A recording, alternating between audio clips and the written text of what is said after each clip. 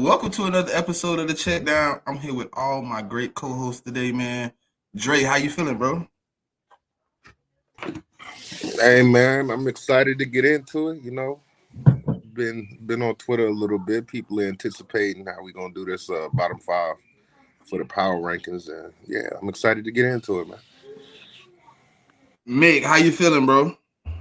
I mean, I feel good. It's a Saturday afternoon, man. I'm chilling. I mean, this is gonna make people angry, but I don't really care, man. I really don't give a damn personally. So Sis, welcome. I still don't like that. I still don't like that Kool-Aid, man, though. I ain't gonna lie. Hey, it is what it is. It is what it is. What's up, y'all? What's good, man? Well, how you feeling about, today, man? How you feeling about today? I expect complete and utter chaos to explode from fan bases. Yeah, man, it's gonna be fun. Well, we could get into the draft per team. Dre, man, y'all came out with a few good pieces, man, on that end, man. So how you feeling about, your draft compared to, I guess compared to other teams, after things have settled down.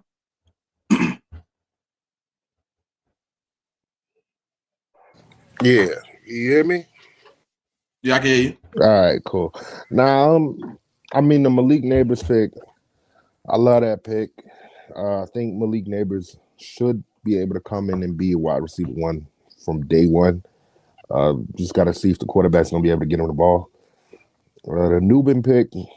I mean, Nick Saban said it's the best safety in the draft. And being an Alabama fan and seeing what he's done with them DBs his whole career, if the GOAT say he's the best safety in the draft, I'm running with it. And we had a need at safety, obviously, with losing McKinney. So that was a good pickup.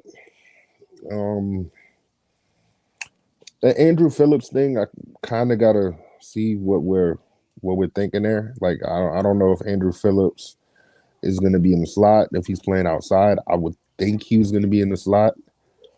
To me, that kind of was a reach, but maybe I'm wrong about that. And like the Theo Johnson pick, I mean, he's a big athletic tight end, tested well at the combine. He's a willing blocker, so he could definitely be a good addition for us. And the Tracy pick, I could see him. Being a weapon and as a returner. Maybe out of the backfield, we have to wait and see about that one. And the last pick of the draft, or our last pick of the draft, I don't like whatsoever. The linebacker that runs a 4.740. What are we doing? 4.740 at a linebacker. Like, what are Hey, we doing? Mick, he been talking about this since draft day. I don't understand. A 4.740 for a linebacker. Maybe I don't know, maybe he's supposed to be a special teamer or something like that, but I don't see him ever making an impact on this team. I hope I'm wrong, though. Hey, Pop. So I know you was kind of Mick, complaining hold on, about Mick, you your. muted. There you go. yeah, I was just saying, like, if you're unhappy with a 7th round pick, I think you're doing okay, man. I'm just saying. What's good, Smoke? Hey, get your people in here, Smoke. We dropping that bottom 5 today, man. They get to find out if they there or not, man. I know they're gonna be upset if they is, but I know they're gonna be happy if they ain't. So it'll be all right. Pop, I know you was complaining about them knees, man, of those tackles you got. So I know with the first pick y'all took to least, man. How you feeling about at least getting one healthy guy in there, and then how you feel about the rest?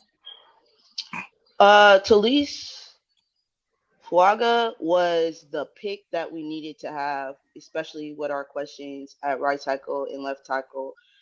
We got news before the draft that Ryan Ramchek's knees, like his health, is looking more promising. So potentially we will have him as our starting right tackle. Trevor Penning is still pending on if he's improved over the last 2 years to be our left tackle. So Fuaga potentially will be our starting left tackle. And if not, he'll be a depth piece for the O line. I like the Kool-Aid pick.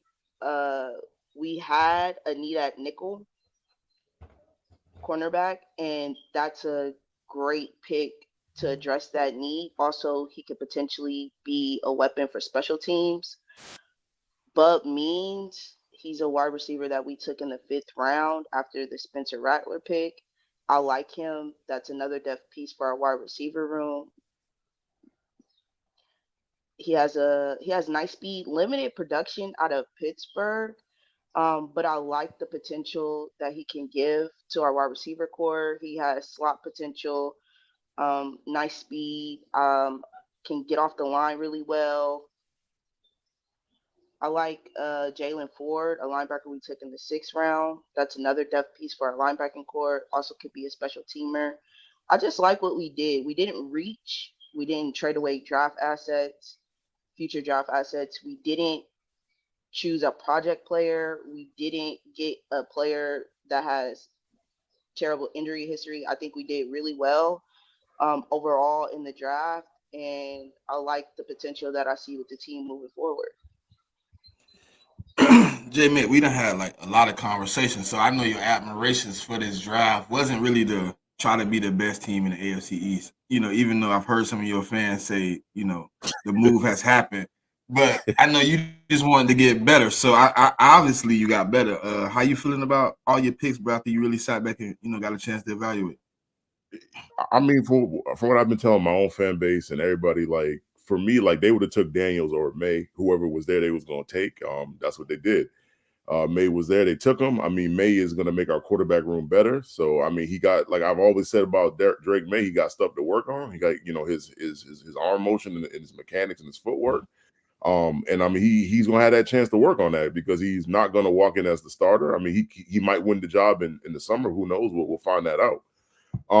Second pick, I mean, like, people that watch the pod know this. Like, I've been saying we was gonna get one of these Washington, wide receivers. I've been saying it for months because I mean, we got the assistant wide receiver coach, from the Huskies.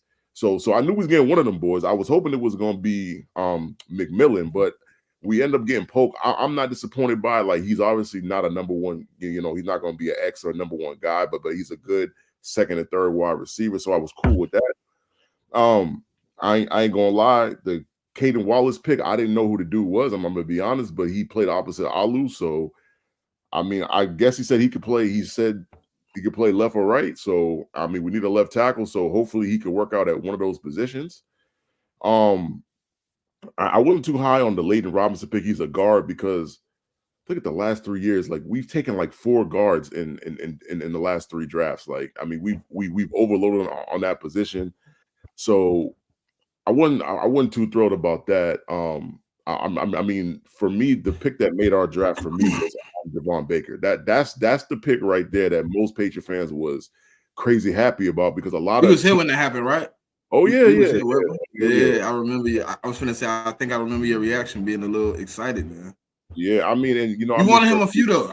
You drafted him a couple times too in the months. Yeah, I did. Yeah, and the thing is, for me, is like people know, like I'm not the most excitable kind of guy. That's just not me. That's just not my personality. But I'm, I mean, when we got Javon, I was happy as hell. And then I guess I'll touch on the last pick was Jaheim Bell. I mean, we needed a tight end. I mean, we took him in the 7th, and I like his versatility. So I just hope he can make the team and he can make an impact. So, all right. So the Eagles. All right. So with the first pick, y'all know that was my guy, Quinyon Mitchell, Toledo, cornerback. I know he's gonna have some difficulties. I've been watching some tape, since he officially the player, and I don't like his footwork sometimes. He trip up on his own stuff a lot, trying to flip his hips, but I think that's something you could work on, just opening your base a little bit more, getting better. But he adds something to a secondary last year. We was bottom 5 and covering the pass. We was pretty much cooked. I want to say we was 30th, if not 31st in the league. I like the pick, man. You know what I'm saying? He is gonna be able to, if he needs to be first year starter, he gonna be there. I think he's gonna get some time to play next to Slay this year.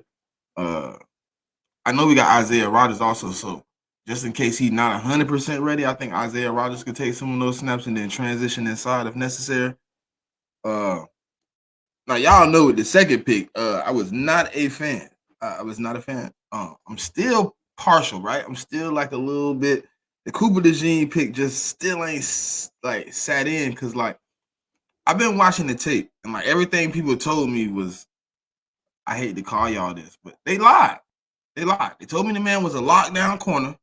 I watched him play 75% of his snaps at cover 3, and he was playing wide man, deep man. He wasn't like locking anybody up. He didn't play a lot of one-on-one snaps, and I'm scared of that because I watched his hips not be fluent. You know what I'm saying? He kind of stiff. He kind of slow. So his sideline to sideline motion wasn't really necessarily fluent. So I guess I'm gonna give him an opportunity though. I guess he's gonna play a little bit of everywhere. He's not gonna really have a lot of responsibility. He probably gonna play. Don't let nobody get deeper than you. Don't let nobody get wider than you.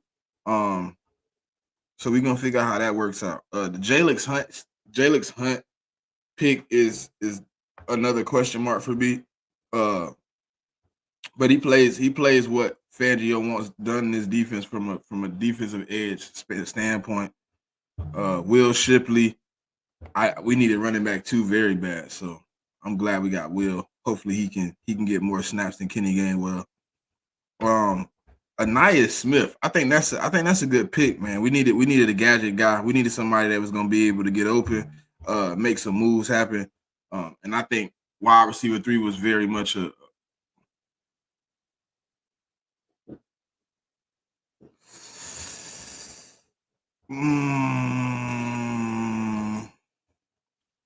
they play different though for me, Smoke. Like because Cooper plays so many places. Mike is pretty much a corner. Dang. I'm gonna take Cooper. Cooper give you more quality play all over the field. He could play multiple positions. He could play them at a high level. I don't think you can take him out of zone defense. Sanders still, I think you can put him a little bit anyway. I think you put Mike few different defense he can excel. But I think he's gonna be relegated to play one position in the NFL where you're gonna see Cooper DeJean play a multitude of positions.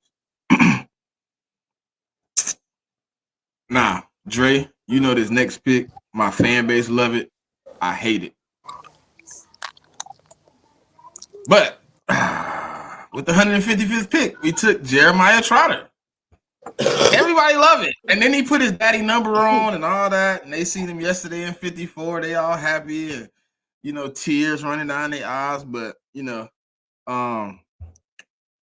man, it's gonna be what it's gonna be. So I hope he can come in and get some time. I hope he can, obviously contribute on a few different aspects of this defense. He probably gonna have to play a little special teams also. So I'm ready to see what he got to bring to the centerfold of the defense, man. Hopefully he can live up to the legacy of the Axeman. If not, he in Philly. You're gonna see either the good side of it where we love you forever, or you're gonna see the bad side where they boo you because you ain't the one and they tell you to put somebody else in. But nah, look, that's one thing we won't do. We will not be the Bills and help y'all out. We will not give you successful pieces to make it. Other than Andy Reid being let go, we will not give you anything else. I like this next picks too, man. I like that Trevor Keegan pick from Michigan. I didn't like the next one after that. God dang. I'm a Florida State guy, right? But Johnny Wilson could have stayed off all my draft boards, bro. I hope that man get on the field for y'all early and often. I want that man on the field every snap of every game. Put Johnny Wilson out there. You know what he doing? Hey, look, Dre. If he out there, this him. This is gonna be his job. That man can't catch a cold. I hope he out there every time. Leave him out there, man. Don't take him off the field. Stop it. Yeah, but okay. So Johnny Wilson. My last pick is another offensive lineman, which y'all know who was gonna do that. We took Dylan McMahon out of NC State. He's a backup center, so we needed some depth at the center position with Matt Hennessy being the only backup. So, that's how that goes. I'm pretty okay with how the draft went. So, all right, we're gonna we ain't gonna give y'all it all at one time, right? So we gonna give you the first team of the bottom five. Coming in at number 32 in the checkdowns power rankings. Carolina Panthers. Pop, since this your division, man, you can start, you know what I'm saying? Oh, hey y'all, we had our own system of the grading. This system is not permanent. We will be doing another power ranking. So these are subject to change. Just so you know. All right. So go ahead, Pop. Okay, so the Panthers come in at 32. The reasoning is while they have improved, there's still questions about the team. They added Deontay Johnson. They drafted Xavier Legette, so the wide receiver core is better. I believe they also drafted Jonathan Brooks, so that has running back depth. Like the team improved, but there's still holes. There's still question marks. You have a new head coach with Dave Canales. The front office honestly is in shambles in regards to the ownership.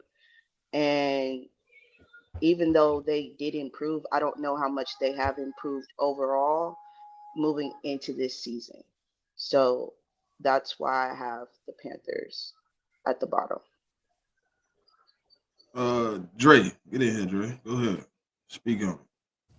Yeah, I mean, I do like what the Panthers did in the draft, and I could see the Panthers being better than where we have them at now. But it's just like Pop said, there's a lot of questions. The offense line, is it going to hold up? How's the defense going to look? So we have to wait and see. It's on. Yeah, go ahead, J man.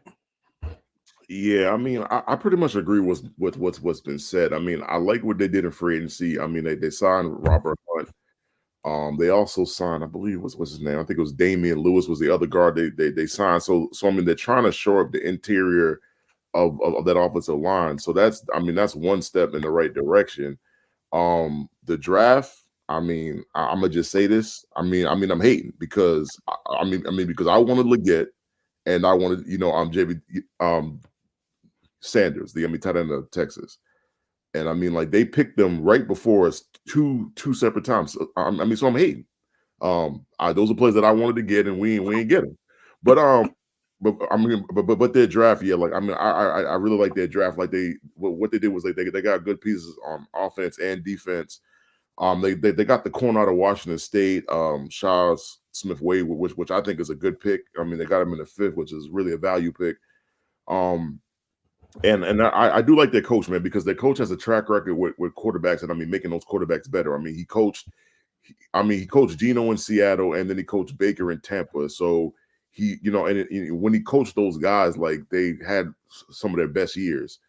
So I think he's going to be able to help Bryce Young. The question is Bryce Young going to have enough time to stand in the pocket and process the field? I think that's their major issue. And like defensively, JC Horn got to stay healthy, and they traded away Burns. So you kind of got to see how that kind of looks for them. And I just think that's why we came to the conclusion that they were going to be the 32nd team in this power rankings.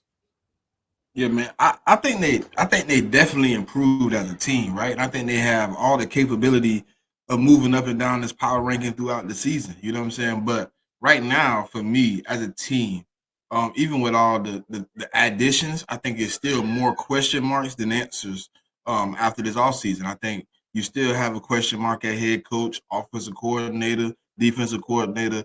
You still have to see the potential of your quarterback. You still got to get on the field and performing right now, even looking at it roster to roster with everybody else competing. I think, they will have more wins this season. They probably will be more productive this season, but I think right now, looking at it from a post-draft situation, I think the Panthers are the 32nd team when all of the intangibles and additives are put together. I think they still are at the bottom. We did a little draft analysis on the second team before we get into our next team. So I'm gonna do mine first. I had the Chargers. I took the Chargers in this one. I really liked that they draft, man. I think, coming from where they came from last year, being one of the most injured riddled teams getting rid of a lot of pieces, man. They let a lot of key pieces that's been with the team go. It's been there for a long time. They restructured both of their DNs in the offseason to free up some money, possibly in an effort to rebuild with them next season. So, with that, they brought in a new head coach, brought in new offensive coordinators, new defensive coordinators. They're stacking the team up right now, man, to really be able to refine a run, and really get some things going. So yeah, Neff, what's up? But I picked your team for my analysis this week, bro. I picked your team for my analysis. I can't reveal where they are in the rankings right now, but I did pick them, man. I really like the things they did. I know my boy really wanted a receiver, you know what I'm saying? I think he really wanted a receiver in that first pick. But I think, you know what I'm saying, my dad always told me, you protect the bag. So, I think Joe Alt, even though it's not the sexiest pick, it was a very promising pick for that offensive line. Sometimes you get that anchor and it changes everything that's perspective around it.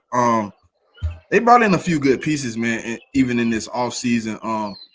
The next person that they took, we kind of said they was gonna take it. I know my boy do not want anything to do with Lad McConkey, but in all aspects, man, him and QJ now have big shoes to fill. You know what I mean? But I think they're gonna be able to improve together. You got a guy in Justin Herbert, man, who could put the ball anywhere. He is already your franchise guy. So you got to step in the right direction as a team where you obviously only have to put pieces around him and solidify that defense, which we all know Harbaugh is going to be very prominent on that side of it. He gonna run it. He gonna run the ball. He gonna take some of that pressure off of Herbert that's been put on the last few years with Eckler being in the back. You know what I'm saying? I listen to them all offseason tell me how, Eckler struggled between the tackles. And then I watched a few games just to kind of see, and I noticed like sometimes he did get the dive play, but he didn't go through the hole. He went outside. He lost two. You know what I'm saying? He did things that weren't really helping the offense build. And then you got guys like Mike Williams, who's been injured. You got Keaton Allen, who has put up great numbers over the last few seasons, but also been injured. You take them out the building. The only thing I didn't like was they really didn't address the receiver position until late. Outside of Lad McConkey, it was a lot of like filler pieces. You know what I'm saying? You got Junior Colson, who I think is an impact on that defense. I'm not sure if he's an impact year one, but I think he is an impact on that defense. You also get a guy in Justin. I can't say his name for nothing. Dre. Boygby.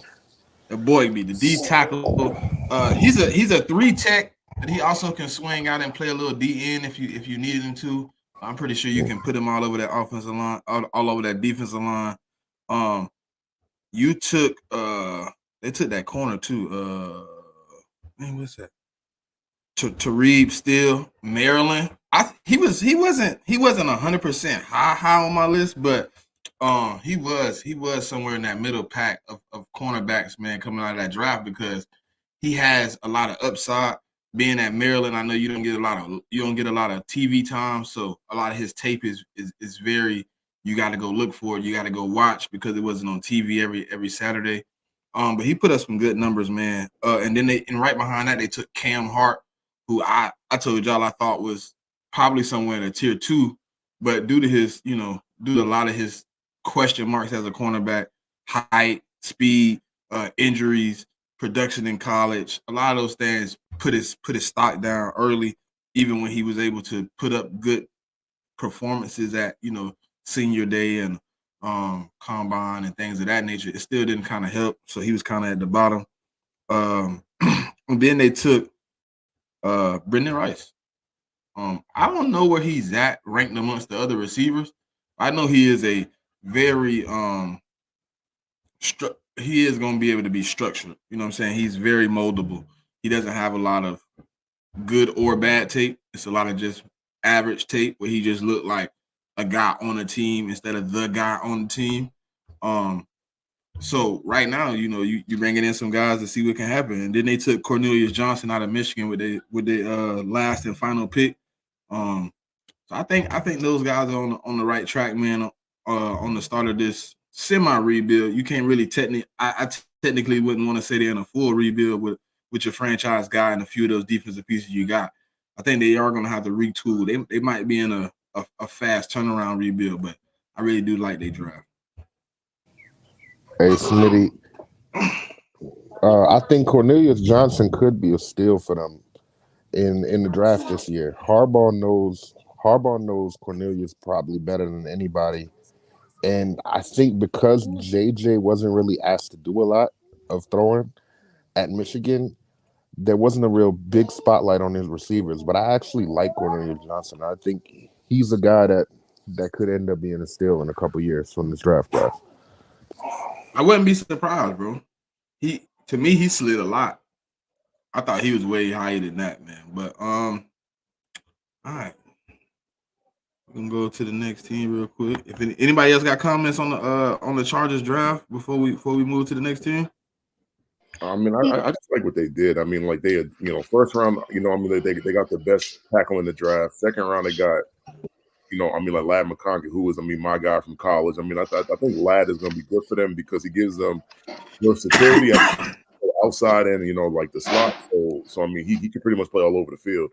And then I mean, like I just, I mean, you got to figure like they got a new coach that they're going to have a new scheme and just going to have a new attitude on that team.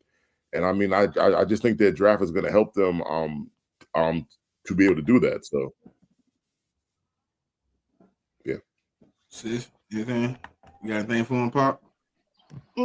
Nothing outside of what was already said. I really like what they did to shore up some of the holes that they had on the team, and I'm just looking forward to see how the team looks moving forward in this new season. All right. So for the next pick in the CheckDown's power rankings, the Patriots. J-Mick, you on the clock. Yeah, I mean, I touched on it earlier with the draft. I mean, we got May in the first round, who's going to be our future quarterback.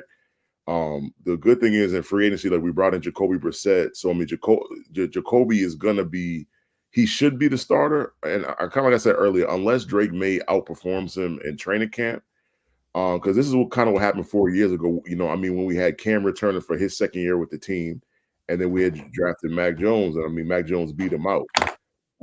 Now, I mean, Jacoby Brissett is at a better part of his, playing career than Cam was at that time. So I anticipate Jacoby winning the job, but I mean, I'm not going to put it in stone. Like, yeah, I mean, it's definitely Jacoby's job. I mean, he still has to win the job. Then I mean, second round pick obviously is Jalen Pope out of Washington. I mean, like we have a lot of low level wide receivers. Like we have a lot of wide receiver 2s and 3s on our team. So we're kind of jam packed at that position. And I don't think all the wide receivers on the roster right now are going to make. I think we got some like 9 receivers on the roster, so they're obviously all not making it. So I'm pretty sure they're going to either try to cut somebody. I mean, like the guy I would look at would be Juju. I mean, I'd look at trying to trade him. I mean, maybe get like a 5th or 6th round pick in next year's draft form or something like that. Something minor. And I said earlier, like they drafted Caden Wallace. They also re-signed Michael Onwenu, who is currently our right tackle. But seeing as they drafted Caden Wallace, what they could do is they could slide Michael Onwenu to the right tackle. I mean, not the right tackle, but the right guard, and make Caden Wallace the right tackle if that's what they want to do. Or they could try to put Caden Wallace at left tackle. I wouldn't feel comfortable with trying to put a rookie at left tackle, trying to protect either Jacoby Brissett or the rookie Drake May. I don't think I feel too. We got a question from the crowd, J-Mick, real quick. Yeah. What do you want for Judah? See, now this is funny, man, because in our Patriot group chats, like this is the hot topic right now. It's like, do we keep Judon or do we trade him? I mean, like half of the people in the chat want to trade him for a draft pick next year, another half want to keep him. I mean, if I was going to trade Judon, man, you would probably have to give me like a 3rd or 4th round pick for him. I mean, that's probably what I would look for. Nothing too crazy. I mean, like, if he was a like top 5 pass rusher in the game, I'd be asking for more, but that's just not what he is. What's that contract looking like, J-Mick? I think he's got another year. left, and that's it. Like he doesn't have a lot of length on that contract. So, but yeah, I mean, like that's what I would look for. And you know, I mean, like I said earlier, you know, I mean, Javon Baker we drafted, who's going to be I don't want to call him a project, but I mean, he's going to need some kind of development as well. I mean, but I do think that he's going to play a part in our season coming up this year. And like I said earlier, I mean, we drafted the tight end out of Florida State, who, you know, I mean, who I like his versatility a lot. So you have that, and then in free agency, I mean, my team pretty much. I took Trey. Nah, we didn't take Trey Benson. Trey Benson got taken by the Cardinals. We took what's his name? I just said his name too. Hold on. I just forgot his name on top of my head. We took Jaheim Bell. No, that's his name. You took my tight end. I didn't know where he went. You dirtbags. I mean, we took him in the 7th round, man. It's not. We took him in like the 3rd or the 4th. But we took him. I would have tried. You know what I'm saying? I would have tried to get a 7th round pick to get up there and grab him up, man. Yeah. So we got him. So I mean, I just believe that we're gonna just try to utilize him in so many different ways. Just not at the tight end position. I mean, so many different ways that you can utilize the skills, and I just think that's what they're gonna do. And I mean, like I mentioned earlier, like free agency. I mean, you know, we got a Jacoby Brissett because we knew we were drafting a quarterback. We knew we were gonna have a bridge, and so they did that. And pretty much the GM's, you know, tact in the free agency was just resign all the players that we had. They re-signed Michael Onwenu. They re-signed Hunter Henry, and they re-signed. Who was it we re-signed? Oh, and we re-signed Kyle Duggar as well. So I mean that was their tack, was just kind of paying the guys that they had drafted and developed. And I've seen rankings right now that got the Patriots defense in the top 5. I just think that's what the team is going to lean on going into the 2024 season. I do respect some regression because you lost Bill Belichick. I mean, Bill Belichick is literally the greatest defensive coach probably in the history of the league. So I mean, there's going to be some sort of regression there. And I'm not saying the defense is going to, you know, like be a bottom 20 defense or nothing, but I don't think we're going to be a top 5 unit, probably like a top 10 unit. And they're going to have to, you know, I mean, like carry the team because I just don't know what the offense is going to do. I mean, we have a new offensive coordinator, Alex Van Pelt, who came over from the Browns, but he's never really called plays. So I mean that's going to be kind of an adjustment for him. And then Gerard Mayo is the coach of the team. He's never coached before. He's never been a head coach before. So I mean, there's going to be some learning pains with that. And our DC was our D-line coach last year, who's never been a DC either. So it's like you kind of got the trifecta. You got a rookie head coach, and you have a rookie quarterback, and you have a guy that has never called plays. So it's kind of like we could be the 31st team in the league at the end of the season, or we could be better. So I mean, there's chances for improvement. I mean, for me and my fan base, we're just being cautious with it because I don't want to say, oh, we're going to win 8 games, and I just don't see that happening. So I got us more like the 5-6 win mark. And that's pretty much how I see it. I like that y'all draft, man. I think y'all accomplished some things, right? But the same way with the Panthers, like you had 20 years of one guy, and now we got to see you under a different tutelage. It could be, bro. Like, to be honest, you could hit everybody in the head and go on a run, and nobody sees it coming. You know what I mean? Because to be honest, nothing you're gonna do, anybody knows. Nobody knows. It's unknown. It's no tape out there of what you plan. You know what I mean? You coming in with a fresh, clean slate. And I think that Jacoby Brissett was a nice move because you don't force Drake May to jump in week 1 and have to play crucial games, have to get learning on the go. You give him the opportunity to learn some things, to work with the quarterback coach, to work with Jacoby, you know what I'm saying, to work with the offensive coordinator, to understand, because no matter what, we all know he is the guy moving forward. Right now, he don't got to play. He don't have to be in the limelight. You can get somebody out there who, you know what I'm saying, has played in your uniform before. Obviously, you know, he was a Patriot at one point. So I think it's a great pickup, man. And them being at 31 right now is no knock on what the Patriots have accomplished from, you know, letting players go, moving on from players, bringing players in, bringing coaches in, losing coaches, moving on from the old regime ain't an easy move, man. You know what I'm saying?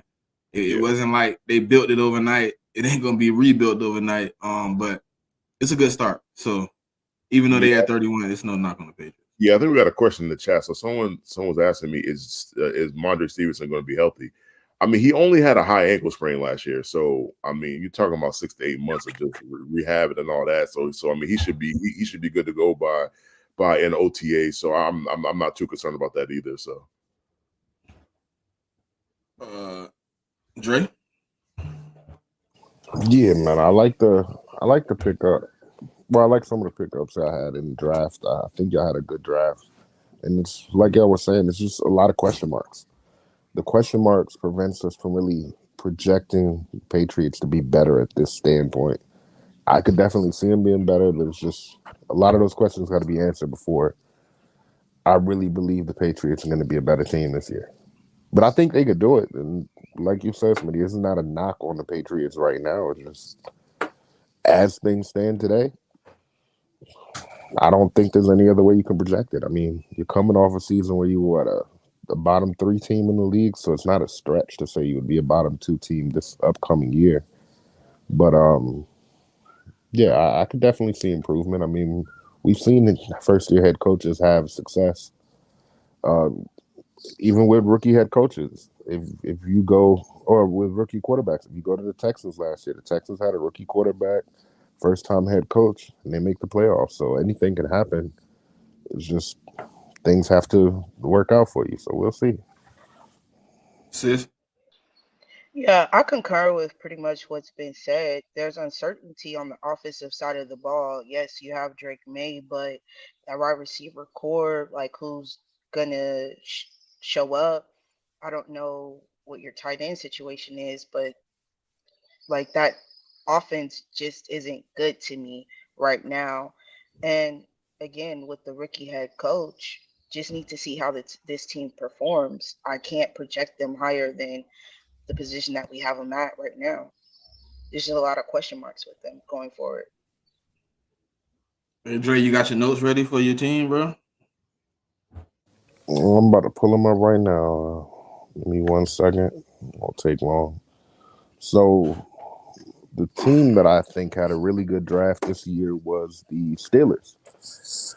So if you look at the Steelers last year, the offense wasn't good. Right, they averaged 18 points per game. That was 27th in the league. 304 yards per game. That was 25th in the league. 186 passing yards per game. Again, 25th in the league. And the run game was actually decent. They were 13th in the league with 18 rushing yards per game. I think some of the moves they made, specifically on the offensive side of the ball, should help them greatly improve. I mean, obviously, we know what they did in free agency, bringing in Russell Wilson and trading for Justin Fields. Those were 2 good moves that should improve that quarterback room from what they had last year. But then when you look on the offensive line, you draft Troy Fatanu, who is replacing Dan Moore Jr. Dan Moore Jr. responsible for 6.5 sacks last year at left tackle. So to me, that should be an instant day one starter for Tanu, and it should be an upgrade if he is anything like he's projected to be in the league. And in the second, they took Zach Frazier, who the offensive lineman that was responsible for the second most amount of sacks on that team with 3.5, and he just wasn't good last year, was Mason Cole, their center. So you take Zach Frazier, who to me was one of the top 3 center prospects in this draft. Probably more 2. I think it would be Barton, him, and then JPJ, in my opinion. And again, that should be a day one plug and play guy. He might struggle a little bit early on, but I think he is still going to be an upgrade over what they had last year in Mason Cole. So I like that. Then you bring in Roman Wilson. Roman Wilson will be the slot receiver. I think Roman Wilson, to me, his NFL comp is Sterling Shepard. And Sterling Shepard was a good wide receiver, he just couldn't stay healthy. Right. But when he was on the field, he was a good player. So I think that was a good pickup for them. You pair him with George Pickens. I know that they're trying to bring in another receiver. Ideally, would like that to happen, so they would have a solidified three. But I like the Roman Wilson addition. I think he was underrated. Again, playing in that Michigan offense, even though he was like the main target for JJ when they did throw the ball, I think if you put him in a more pass happy offense, I think his production is a lot better than it was. And his projection is probably a lot better than it was. I think he's still kind of underrated. And they took him in the third round. So I think he could have been a second round pick, in my opinion. So they got him a round later. That's good value to me. Then you get to Peyton Wilson on defense. Now, Peyton Wilson, to me, is a fringe first, second round talent with injury concerns. Right? I mean, he doesn't have an ACL in one of his legs. That is kind of worrisome, but there's been other players that have played a whole career without an ACL, like a Hines Ward. Hines Ward never had an ACL, and it didn't really stop him from having a great career. But outside of the ACL, he had some other injuries, and that is kind of worrisome. But if he can stay healthy, I think that is a steal for them where they took him at. Because, like I said, the upside is there. It's just the injury concerns that kind of dropped him a little bit. Um, you got Mason McCormick. They took in the fourth. I think he has high upside. I don't think he's a day one starter. I think he's a depth piece to begin with, and he's a developmental guy. But I think the upside is there. I think it's just going to take a while for him to adjust. Coming from where he played in college, it's a big adjustment coming into the league. So, yeah, I like that. And Logan Lee, another guy I think has the upside, but I think he's a project. I don't think he's a guy you throw out there day one and he makes an impact for you. But I could see him being developed and becoming a really good player for them. Not a superstar or anything, but a really good piece for that defense. I'll say the only pick I didn't like was Ryan Watts. I think Ryan Watts is terrible. But I mean, that's at the end of the draft. That's at the end of the draft. So I'm not really gonna kill them for that pick. But Ryan Watts is terrible. Ryan Watts had a passer rating when thrown against of 125 this past season. And that was his worst passer rating he ever had. The other ones weren't good either. But as a senior, you shouldn't have your worst performance of your college career. That, to me, that just doesn't add up. And Ryan Watts, I mean, I was going to say maybe it's just the development, but he was at Ohio State first. He didn't really do anything at Ohio State. Then he transfers to Texas. He doesn't really do anything at Texas. So the Ryan Watts pick, I don't know, maybe he'll be like a special teamer or something like that for them. Or maybe they do develop him into a piece. But right now, I just don't see it with Ryan Watts. But that's the only pick I don't like. I think they got 2 day one starters on their offensive line, and their offensive line was actually pretty good. Like, they only gave up 36 sacks last year. And some of those were coverage sacks. And, I mean, some of them were on the quarterback, too. So the offense line wasn't terrible. I think their bigger problem was quarterback. But when you can upgrade and you bring in an OC that likes to run 12 personnel, and you have 2 big tight ends that could block over there, you are already a top 13 rushing attack, and you put a competent quarterback in there. But I don't know if it's for the team you're speaking on now or your personal team. Yeah, nah, Stu, is this for the I can, Steelers or this for the Giants? yeah, I can get to that one in a little bit because he's talking about my O-line. So I think he's talking about the Giants. But I can answer that question a little bit for you. But I just think when you add 2 day one starters, you have the 2 tackles over there. They have a 2-headed running, a 2-headed monster in the backfield. I could see them having a lot of success on the ground, and I mean through the air, they should be improved bringing in a Russell Wilson. I think Russell Wilson is probably, I mean, you have to put him third best in the division. at this point. I think he's better than Deshaun. I can't put him in front of Joe Burrow. I can't put him in front of Lamar today, but that offense should definitely be improved. And you pair that with that defense, I think they could be a problem this upcoming year. Any comments on the Steelers before Dre answer this question? I mean, I think the Steelers had a decent haul. You know what I mean? I think they brought in some good pieces, especially the quarterback. I don't think Kenny Pickett or Mason Rudolph was ever going to be the answer for them. Uh, I don't see why we gave a third round pick for Kenny Pickett, but whatever. At this point, but yeah, man, I think they brought in some good pieces, and it's always good to have good defensive play when you bringing in pieces just to improve the team because they already had a pretty stout defense when TJ Watt was on the field. Now the question is, can you start bringing in more pieces so when TJ Watt does go down that you don't fall off a cliff because that's been a key problem of theirs too. Like TJ Watt go out with an injury and their defense turns into to marshmallows. Like you got to start building that defense a little bit better where he's not leaned on to do so much to the point where it affects everything on the defense. Obviously, a guy that great goes down, it's supposed to affect you, but you shouldn't completely go from being a top 5 defense to a bottom 5 defense because one guy leaves the fit. Yeah, I mean, for me, I think what I got out the Steelers draft is just they're trying to address the trenches, like on both sides of the ball. So, and I like the Fatanu pick because he's I mean like he's gonna fit them pretty well. Zach Frazier was one of my favorite guys at the combine in terms of the offensive lineman. And I just think they got better. I mean overall, I mean they traded with Deontay Johnson and then they're adding in Roman Wilson, who was kind of he seemed like a Pittsburgh kind of receiver, man, like because he can, I mean, he can block and he can also, I mean, like it's, I mean, it's kind of like what Dre said earlier, like the Michigan wide receivers, you really don't know exactly what their capabilities are because JJ, they didn't depend on JJ to win them the game. And so he didn't really, I mean, like they didn't force the quarterback just to be throwing it all over the field because they had a really good run game.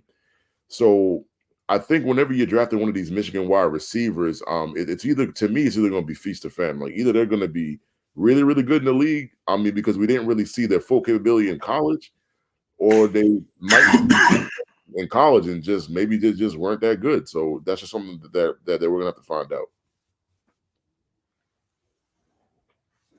Pop, anything for the Steelers?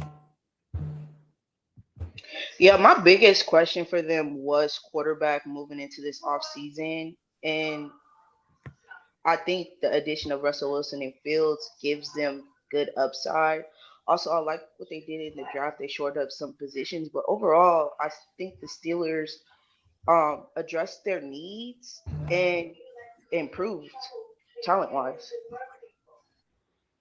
All right, Dre, you want to answer that question? Then we can, well, technically speaking, we can move into the next one. Then you can start by answering that question. How about that? With the next pick in our power rankings, we have selected for the 30th pick New York Football Giants. But since we had that question, what I mean, he asked how you think the offensive line gonna do, so you can get into all that right now.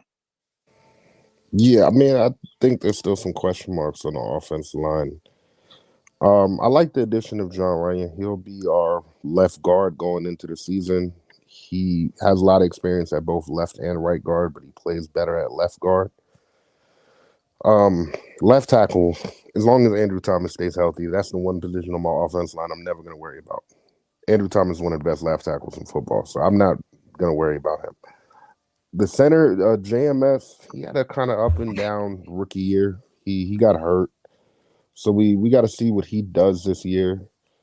Right guard is the one position I would assume Illuminor is going to be the starter, but we just don't know yet. And right tackle, it'll be Evan Neal until, well, I don't want to say until. It'll be Evan Neal unless he shows that he's not capable of being the starting right tackle going forward. Then he'll get replaced, and the starter will be Illuminor. But I like the offensive line that's going into this year. Evan Neal does kind of worry me. I think the biggest thing with this offensive line this year is we got rid of Bobby Johnson. That man is a terrorist. He should not be coaching in the NFL. He's terrible.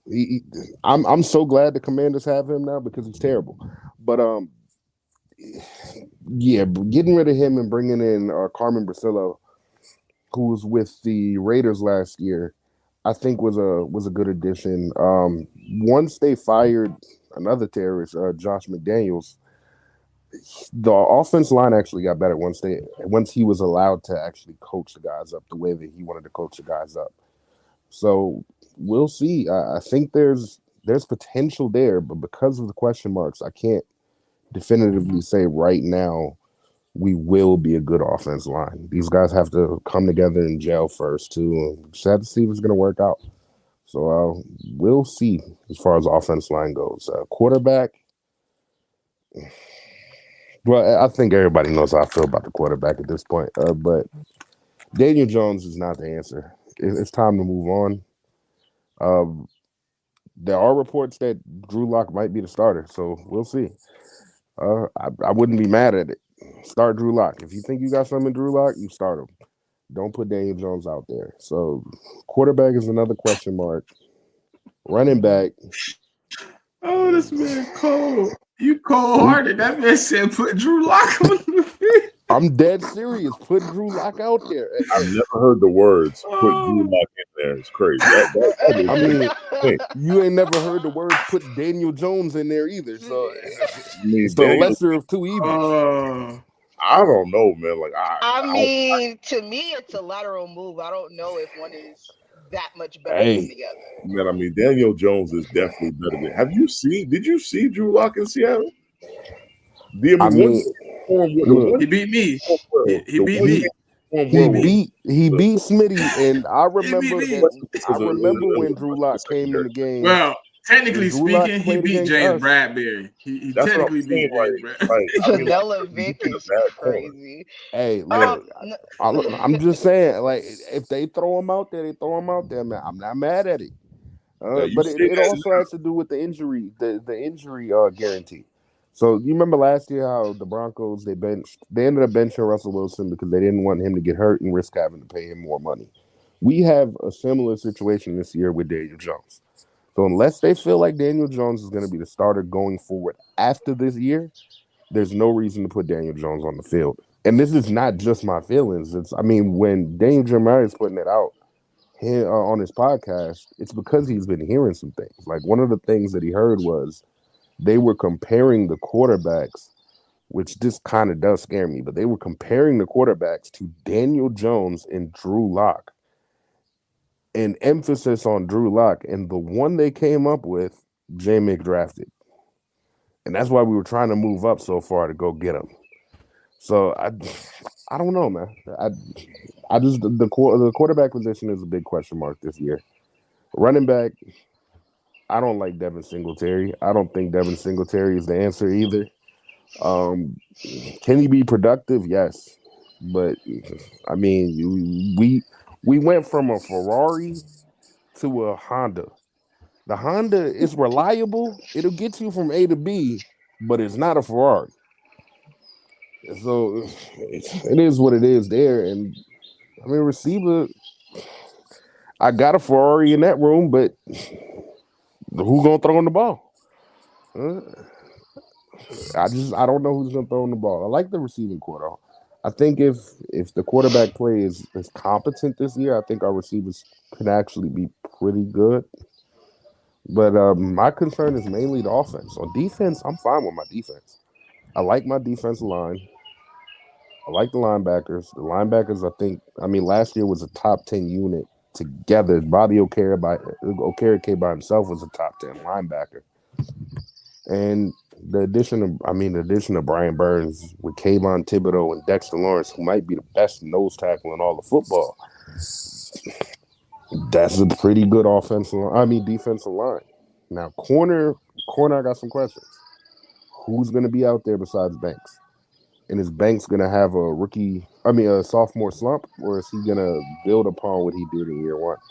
But there's some question marks there. But I could definitely see us being better than the 30th team in the league, but could I also see us being worse than the 30th team in the league? Yes. It just depends. Like, there's so many question marks. New defensive coordinator, Brian Dayball. If you believe the reports from last year, which I tend to believe some of it, not all of it, was a terrorist in his own right as far as his coordinators went. So we'll see if he gets that cleaned up a little bit. There's too many questions for me to project this team to be any better than it is ranked right now. Jamie. I mean, I actually like their draft. I mean, Neighbors to me, I've been saying this for like a month or two, man. Like, I mean, I know everybody's high on Marvin Harrison Jr., that he's the best wide receiver in this draft, but there's an outside chance that Neighbors could actually be the best receiver in this class. I mean, there is a chance of that. I mean, it just depends on what kind of wide receiver you're looking for and like what you're looking for him to do. So I love the Neighbors pick. Second round was I mean, Nubin, who some people had as the best safety in the draft. I love that pick as well. And I just feel like with the Giants, it's just like it's kind of like we said about the other two teams. It's just like there's certain things like I mean they I mean they have Dayball. I mean like I mean Dayball is supposed to be like an like an offensive mastermind. So I mean so you have him, and so I mean he just needs to be able to coach up Daniel Jones. Daniel Jones has got to be healthy, and then I just think a lot of this has to do with the offensive line. I mean like they got to get something out of Neal because they drafted him in the first round. I mean he was a top 10 pick, so they got to get something out of him, and especially at the tackle because they drafted him, I believe, to be a tackle. I mean, he has the capability of being a guard too, but I mean, you don't. There's I mean, not too many guards that you're going to draft in the top 10 unless they're like a generational guard or like a super elite. So I just feel like if they can get their offensive line together, and healthy, and Thomas is there the whole year, and they can figure that line out. I mean, yeah, I get that you don't like Singletary, but Singletary showed last year with the Texans that I mean, he's a solid back. I mean, he's no Saquon Barkley or anything, but he's solid enough to be effective. And then on defense, I mean, you guys made the trade for Brian Burns, who's a superb pass rusher. And you put him with the rest of your D line, and that could get spooky for a lot of teams, especially teams that don't have a really good offensive line like that. That could be a serious issue for teams. Like the Commanders. Yeah, I mean the Commanders. I mean, there are a lot of teams that got a like the Cowboys even have questions. The Cowboys lost, Yeah. I mean Smith went to the Jets. I mean they got questions on them. They lost their center too. So it's not just the Commanders. It's the Cowboys got questions on their offensive line. I mean you could even say the Eagles because the Eagles lost their Hall of Fame center. And, yeah, and you could try to replace your Hall of Fame center, but it's not going to be. I can't say it's going to be seamless. It's going to be I mean, there's going to be some regression there, and so I just think with that D line has the players to take over a game. So yeah, we have them at 30 primarily because of the O line and the quarterback. But if those issues can be I mean can be like baseline or fixed, I mean I think the Giants could be in contention to make the playoffs again. I don't think that's that far fetched. Yeah, I Uh, agree. I think the biggest question mark is who is the quarterback of the New York Giants? And we just do not know at this moment. It could be Danny Dimes. It could be Drew Lock. We don't know. They did improve their wide receiver room with the Malik Flavors pick. I love that pick for them. It also shows the history of the Giants and LSU wide receivers. Love that they continued that. Their defense, I didn't really have questions about overall. I thought they were a solid unit last year, and I think they got better at certain positions this year. So my question about the Giants is, what will that quarterback look like moving forward, and can they improve the production of the offense this season? yeah, I'm not. I know I'm impartial, right? Because they obviously supposed to be biased because they're in my division, but it's not even necessarily like that. Like I'm I'm on record telling y'all I want my division to be the best division. I want to fight. I mean, I want to go to your house, you come to my crib, we fight. I don't want to just go, you know what I'm saying, beat up on some cripples. But the quarterback is the biggest issue for me. because I don't think the front office or the coaching staff got a lot of trust in Daniel Jones, but I also don't think they should put a lot of trust in Drew Lock. Like, I think they still got Tommy DeVito on the roster, who what I'm saying, as Drew told me is the Jeremy Lin of football. He had his run already. That's over with. So I think they just got to answer the offensive questions. A few questions on the offensive line. It might be time to move on from Evan Neal if you can't get him to perform where you need him to. Because I seen him play at guard. I seen him play at tackle. I don't know if it's him not buying in and actually putting the work in to get better at his craft, or if he's just not good.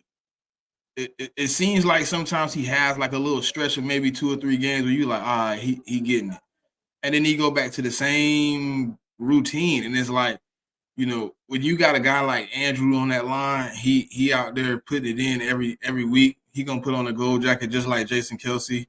It's like, it sucks to have a dude, you picked in the top 10 not turn out to be what you needed to be. But I think he possibly end up on the bench this year, to be honest. If he don't show up, you know what I mean? I don't think they're gonna give him another chance to really keep just going out there and putting bad tape after bad tape. It's a possibility if they don't got the replacement now, he might have to play it out and just be No, we trash. have But a replacement, but he won't go to the bench. He'll be the guard. They're not going to throw him on the they'll bench. If anything, they'll slot him in the guard. They've already said they would think about it if it doesn't work out. So, if anything, he slides in the guard. But I mean, I've seen Evan Neal play decent, and then every time he does, he gets hurt. Like every time he kind of improves, he gets hurt, and that's the most frustrating thing about it.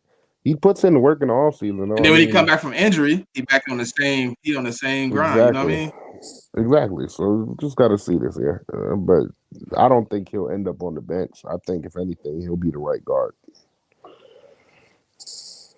Pop, your favorite drive for this offseason. And So my I forgot favorite who you draft for picked. this, I chose the Rams.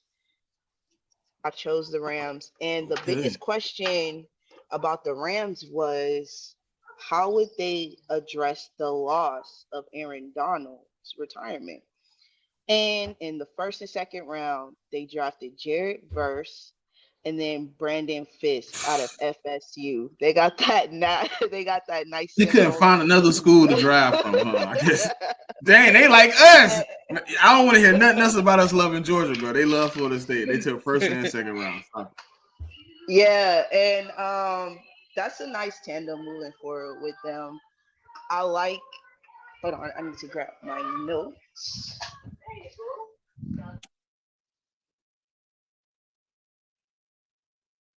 I like the addition of Blake Corum. In the running back room. I think that's a nice running back to pair with Kyron Williams.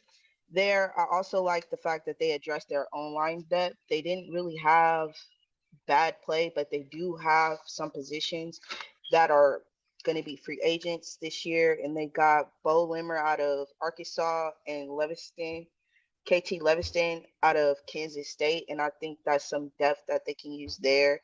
They also drafted Cameron Kitchens, safety out of Miami, in the third. I think he could be a solid safety. He just needs some work on some of his skill sets. He tested poorly at the combine, but there's something there that I think he could be a solid safety moving forward I in think the if you league. use Cam in the box, I think that's his best move, probably with tight ends and bigger receivers, because he can get aggressive. Yeah, He just slow. that's the biggest issue with him, and I think he'll be solid as a box safety, but I think that's a solid pick for them in the third round. That's also good value. They've been having an issue with kickers, and they drafted Joshua Cardi, and I think that can help them with their place kicker problems. I don't know if anyone noticed, but over the last few years, they've signed and dropped, I think, a total of 5 kickers throughout the Jeez. season, and I think this pick will really help solidify that. Overall, I They think had the Rams. Cameron Dicker last year, right, sis? If I'm not mistaken. Yeah, yeah. I think overall the Rams did really well. That division in itself, the NFC West, did really well. But the Rams, I think they addressed the needs that they needed to address and added depth to positions that they needed depth at. And I think that team is going to be a lot better than they were last year. Not saying that they were terrible last year, but I just think that they can be one of the top teams starting the season that we're like, oh, okay, this is potential playoff shaker right here. Hey Mick, I know you initially picked the Rams, and then I think you came off the Rams. So I'll let you go first, man, because it seemed like you kind of like their pickups too. Yeah. So I mean, the thing about the Rams is not just this year, but if you look at like their previous, like when they have draft picks, man, they really hit on those picks a lot of the time. I mean, and I think from last year, like a lot of people and remember and Puka Nakua, who they drafted, I think it was the 5th round, they hit on him. And then, I mean, you go to the draft this year, kind of like what you were saying, Smitty, like apparently they love that Florida State defense, man, because they drafted Jared Verse in the 1st round and Brandon Fitz in the 2nd round. And just to kind of pair those two guys together who have already played together, and they get to go to the same team in NFL and they get to do it again. And I just think, I mean, like that's gonna be like a good little, tandem right there. And we all know that they lost, I mean, Donald, who is definitely a first ballot Hall of Famer. So that's gonna be a big loss for them. But they're trying in this draft, they I mean tried to address that right away. And the crazy thing is they're pretty strong at running back. I mean, like they had a really good running back last year, and like now they're gonna add, I mean, Corum to that mix and like in that running back room. And I just think it's gonna make their running back room even better. Cameron Kitchens at safety. I wasn't a huge Kitchens guy personally. But there are a lot of people that have him as one of the best safeties in the class. I mean, it's kind of like what I said. Like I didn't have him there, but like a lot of people did. And I think that was about it. I do like the edge they got from Washington State as well and Jackson. Like I feel as if he's going to be a good like depth guy. And then I mean they drafted a place kicker. Like I'm not big on drafting place kickers. Like I'm not big on drafting punters and place kickers and stuff like that. I'm not huge on that as well. And then like the last pick I like was the wide receiver out of Texas they got, Jordan Whittington. And I think he has the capability, maybe not this year, but maybe in a couple years to actually contribute to the team. So he's going to be a hell of a blocker for them early on too. He was probably the best blocking wide receiver in this whole draft. And let me ask you this, man, because you see you're not a fan of taking kickers in draft. Do you think that if you have a kicker who's basically automatic in college, that it would make more sense to draft him? I'm not saying draft him early, but you draft him because of the hash marks in college.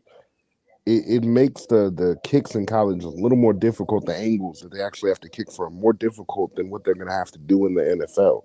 So if you have a guy who's really productive in college already, I mean, you could take Will Wright here, for example. He's the leading scorer in college football history, and he was basically automatic the last couple of years. If you can go get a guy like that, I'm not mad at a team taking him. I'll say anywhere from the 5th to the 7th round. Now, first 4 rounds, I'm with you. I wouldn't take a kicker. But back of the draft, 5 through 7, I'm cool with the team taking a kicker if it's a guy that had a lot of production in college. How do you feel about that? I mean, the reason I'm not that high on it is because I've seen several different teams not draft punters and kickers, and you find yourself a soccer player or a rugby player or something, or someone that's not drafted, and they turn out to be good. I mean, like I can use my own team. I mean, like we drafted place kicker last year. I think it was like the 6th round, the 5th or 6th round. I mean, he was supposed to be the 2nd best kicker in the draft, and I mean, like that kid was missing kicks all year long. Now, I mean, the Patriots was trying to lose, so I didn't mind. The bad part was, I mean, he won us a game in Denver that we shouldn't have won in the first place because he missed a kick. So it's just like that. That's how I look at it. Like, man, like I like, I mean, like one of the best kickers in the history of the NFL was his name, Adam, in Vinatieri. We didn't draft Adam. I mean, Adam was, I believe, was a soccer player, and that's just like that's what I've seen. It's just like you can go to route of draft a kicker. I mean, if that's your choice, go ahead. But I've seen some of the teams not draft kickers and just find them in random places, and that also works out. So I mean, you can do it either way. So. All right, next on the list, coming in at 29 on the CheckDown's power ranking, the Washington Commanders.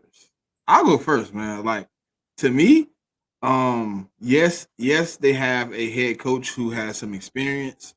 Yes, offensive coordinator has NFL experience, but um, I don't know. Like Dan Quinn as a head coach showed me before. You know what I mean? He wasn't able to keep the ship upright in the biggest moment. Cliff Kingsbury, he stalled out at the end of seasons. And then you got a new guy coming in Jaden Daniels, who has to pick up the offense. Um, you really got like a lot of questions. Even though, like, to me, when we was doing the voting, like it came down to basically like the Giants and Commanders who had the better defense or basically better roster. Yes, I think the roster is a good makeup because you do got guys like Terry McLaurin, Jahan Dotson. You got a decent running game, but you also got a Cliff Kingsbury coming in, uh, OG Bobby Johnson, who we know isn't that great at developing offensive line help. You got an offensive line which last year struggled, even though whatever you want to say about Sam Howell running into sacks, it still was pressure that he was able to run into sacks. So um then you had a defense who you kind of got to restructure things because you had a guy who you drafted in the first round in Forbes who struggled a lot of the season. You had to bench him at some point. You got rid of both of your edge rushers. You're bringing in new guys. You did bring in Jahan Newton to help solidify, but you already had two D tackles in Payne and Allen already in the middle of that defense solidifying. You lost Cam Curl, who was one of your best safeties. You did bring in an edge and linebacker. Uh, so I mean, to me, yes, you're gonna have some better play possibly, but it all got to be figured out. So to me, they just had a few question marks for me. Yeah, for me, the Commanders. I mean, I could see them being better than this. Just it depends on what Jaden Daniels does and if that offense line is actually going to hold up. Um, I think that's going to be tough though because, and like this is my complete objective analysis of it. You're talking about 6 games a year against, I'll say, top 10 to top 15 defense lines, and that's before you even get out of the division, right? Because you got Micah and D-Law. That's going to be a problem for them when they go up against them. I mean, we just talked about the Giants' defense line. That's going to be a problem when they go up against them. And then you got the Eagles' defense line. I mean, I don't got to tell you about your defense line, but your defense line is going to be crazy too. So that right there is already 6 games where if that offense line isn't fixed, that's going to be long games for Jaden Daniels. Then you get outside of the division. We're playing the AFC North. It's gonna be hard on them playing the AFC North too. You see Myles Garrett and all them other dudes over there. It's gonna be a tough schedule this year. Like this is a tough schedule for a rookie quarterback with a questionable offensive line. I mean the NFC South has some good defenses too. So like we just got to see what's gonna happen with Jaden Daniels this year. Could I see him stepping up to the plate and being good this year? Yes. But could I see him getting beat up and potentially not making it through the full season unscathed? Yes, because I saw it last year. I mean, Dallas Turner hit him. The man, he was out after that. And then before that, I mean, I'll say this: he did get up from a lot of big hits before that. I mean, Florida State, he had the one that was kind of crazy. He had some other ones that were crazy. And he got up from those. And I think he got better at that throughout the season. But my problem is Dallas Turner hit him in the pocket. He couldn't get up after that. Like he tried. They tried to put him back in the game. He was done. He couldn't go anymore. You're not Just those six games I talked about, those first six, you're gonna get beat up. And if you're relying on Jaden Daniels and don't have any other plan, to me that's a problem. Who's the backup over there? Marcus Mariota? Does anybody want to watch Marcus Mariota play football? Mm. It's Nah. they still have questions on the defense. I like what they brought in the linebackers position. I like their down linemen, the interior D line. I like those guys, but on the edges, they got problems. We don't really know those guys. Maybe somebody hits, but we don't really know those guys like that. When we don't know these guys to be productive. I like St. Juice, but Emmanuel Forbes, that looks like a terrible pick right now. You look at Gonzalez, you look at Banks, you look at JPJ, all these guys that went after him Is it? more Did y'all hear productive. that he supposedly put on some weight? Man, he I gonna mean, have to put on Hey, a no, lot no, of I weight. literally, I literally, no, no, no, I literally heard like he's sitting at like 190, 195 right now, coming back. yeah, but you got to be Okay. careful. But you got to be careful about that because for his frame, if he puts on too much weight, it's gonna make him slower. He's gonna be slower. Exactly. Yeah. And Yeah, he Yeah. played the same way but with that no, extra that's just weight. I heard. Oh, who was talking about it? It was on like NFL Network, and they were talking about how like they were scared for Wiggins, but they were a little bit higher on Forbes this year because Forbes took it upon himself to go in the offseason and put on like I think they said he put on like 15 to 20 pounds. Yeah, I just I'm think you got to be careful about that, man. Because like I said, you put on too much weight as a corner, you get slower, and then it can make you worse. So I'm not not Yeah, just saying that's what's gonna happen with him, but we got to wait to see. not just slower either. Like there could be injury because concerns your with body putting not on built that for it. much weight. Exactly. Like Aziz did that with the Giants. Aziz year one wasn't really hurt, but he came back year two and put on a mad muscle. He looked like a whole different player. And since then, he's had injury problems. So everybody's body isn't built to have to carry that amount of weight. We have to see with Forbes, but to me, that's still a question mark right there. I do Yeah, like Sanders still to pick up at the nickel. I think he could be good for them. And they brought in Chin as safety. I like Chin. So I just think they have a lot of questions still on that team. We'll have to see if it works out. I want to know who's going to call the I got a plays. I I know got a question for you. Did Dan Quinn last time when he was in Atlanta was he the sole defensive coordinator when he was the head coach too? I think he was. Not in. I don't. Not all the way through his last year. I think he ended up moving play calling duties to someone else. I can't recall who the coach was off the top of my head, but he did end up relieving himself of play calling duties at some point. And that's what I was just about to say. Like, I want to know who's going to call the plays on the defense. Is it going to be him or is it going to be Joe Witt? I think And, it's gonna be him though, because when like when defense was really good in his tenure with Atlanta, he was the one calling the plays. Like when they went to the Super Bowl, he was on all intents and purposes was the DC at that point. So I just think going into a new situation with the Commanders, I just think it's going to be his defense as the defensive guy. So I just think at least from the Is that start, part of the reason why he brought his own guy? that's why I Yes. asked the question I asked because Joe Witt is his guy. Like Yeah, Joe Witt's he been with vetted him them for a all the way minute. through. Yeah, he vetted them all the way through. I miss his guy, but I still would think that he's going to Oh, be hold hands on. on, right there. Smoke just said it. Joe Witt gonna be calling the plays. I mean, Okay.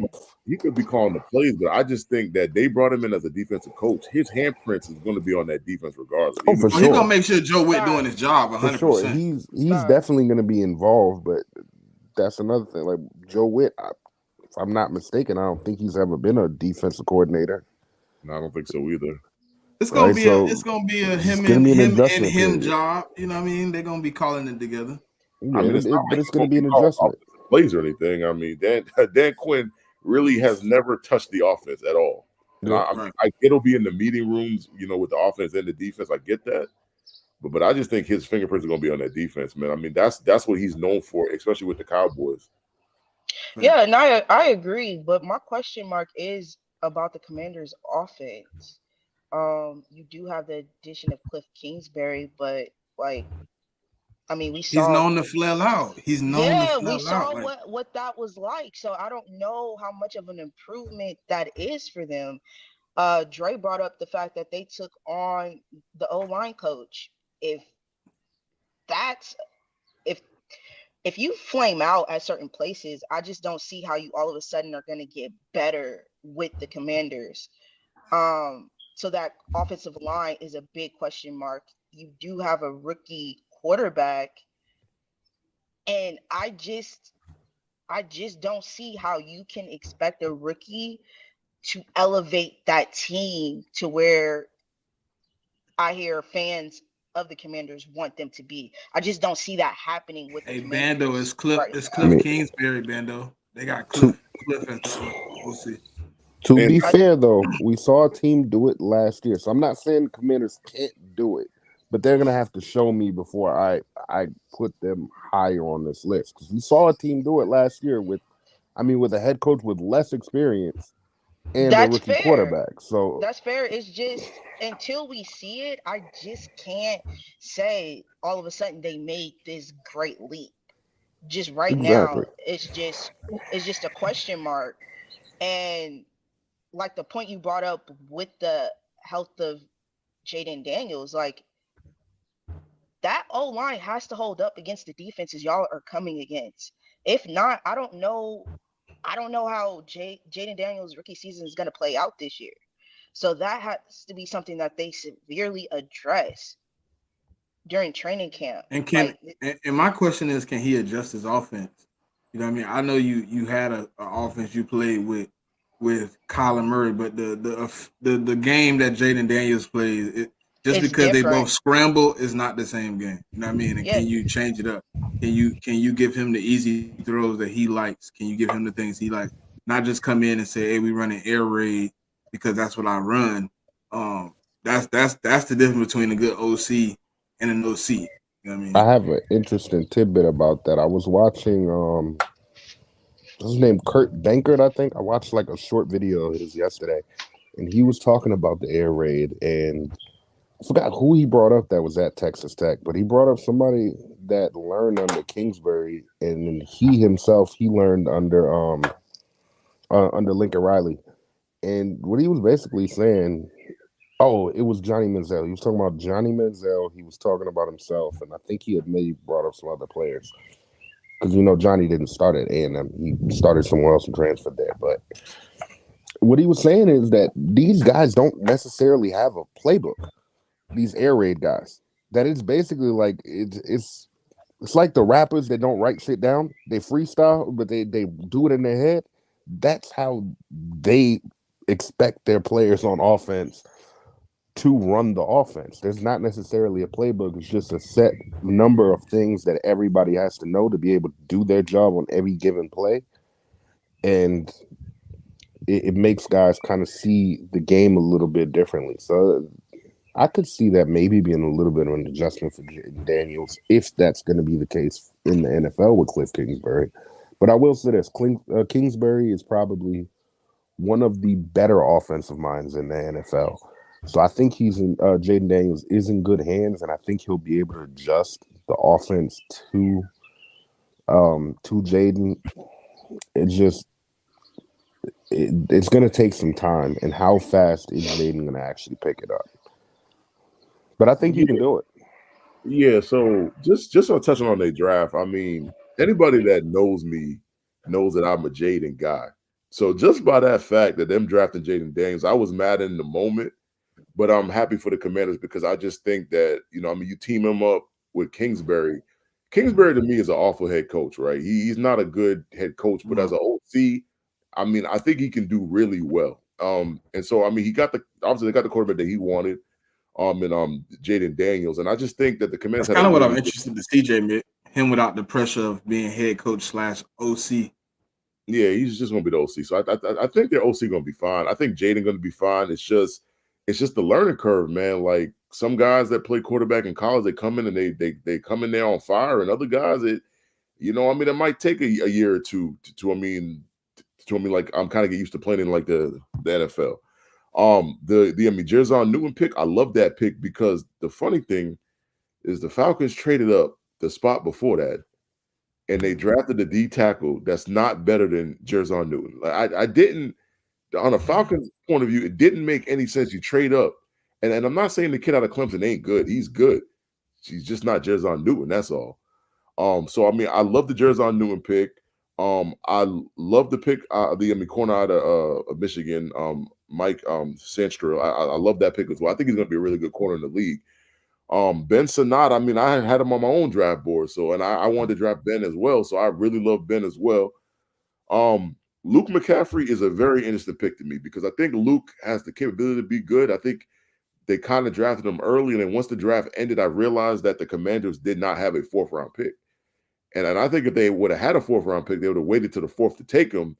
And I just feel like they felt he wasn't going to be there in the 5th, so they felt the need to take him. And I don't think it's a bad pick. I think a lot of people I've heard have said it's kind of a reach, but judging by their board situation of not having a 4th round pick, I could see why they picked him in the end of the 3rd. I mean, the draft as a whole, I like their draft. My only question to Commander fans is everybody said this is supposed to be one of the deepest tackle drafts in a long time, and you did not take one single tackle at all. You didn't even take a tackle that you could develop. You didn't take any tackles, and you're kind of stuck with some of the players you had in the previous year that you didn't cut. And so my concern is the tackle position, the left and the right, and what is that going to look like? Because you didn't draft anybody, you really didn't sign. You didn't really sign any standout like left or right tackles in free agency. And I mean, that kind of scares me for Jaden because it's like, I mean, as far as the centers and the guards, like you might be able to kill the inside pressure, but I just don't know how those tackles are going to hold up. And you also, Mick, real quick, the 2 tackles that are supposed to start for them right now, off of the website that I'm looking at, is Andrew Wiley and Cornelius Lucas. And Andrew, I've never been a fan of Wiley at all. Never been a fan of his, to be honest. Brandon Coleman, I can't speak on because I don't really know him that well. So that does concern me. I mean, defensively, they added a lot in free agency. So I think that side of the ball should be much better, and especially with Dan Quinn, having his fingerprints on that defense, I expect their defense to be better. Because honestly, it wasn't that good last year. So I can see the improvement coming on that side of the ball. And then I think they added a couple edges, and like I was talking about earlier, Jerzon Newton, and they added an edge of safety and a linebacker in the later rounds. So you just gotta see how that works, man. I mean, and I know Commander fans. I've heard them on Twitter. They're really optimistic. They think they can make a playoff push and all that. I just gotta see how it looks, man. Like I really don't know. Like I don't have them being like I don't have them having a top 3 pick next year. But I think the combination of the tackles and how that defense progresses under Quinn is going to really tell me exactly how good this team's going to be.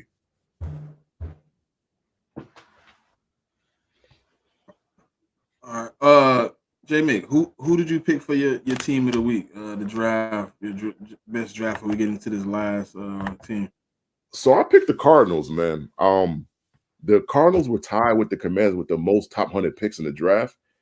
The Cardinals had 2 first-round picks. They had a second, and they had 4 third-round picks. They had a bunch of picks. I mean, really early in the draft. And I touched on it earlier when I was talking about Neighbors. I personally think Neighbors might have the capability to be better than Marvin Harrison in terms of their careers. But I love Marvin Harrison as a wide receiver. Like I think he can do it all. He can line up on the outside, the inside. I mean, he could pretty much do it all for them. And I mean, they're in need of a number 1 wide receiver or an X wide receiver. And I feel as if they got that in the first round. I mean, they kind of got that out the way really, really early. The next pick was Darius Robinson out of Missouri, who's an edge. Some people love Darius. Some people don't. Some people felt it was a reach to take him that in the first round, and some people don't. And I think he could be a good player for them.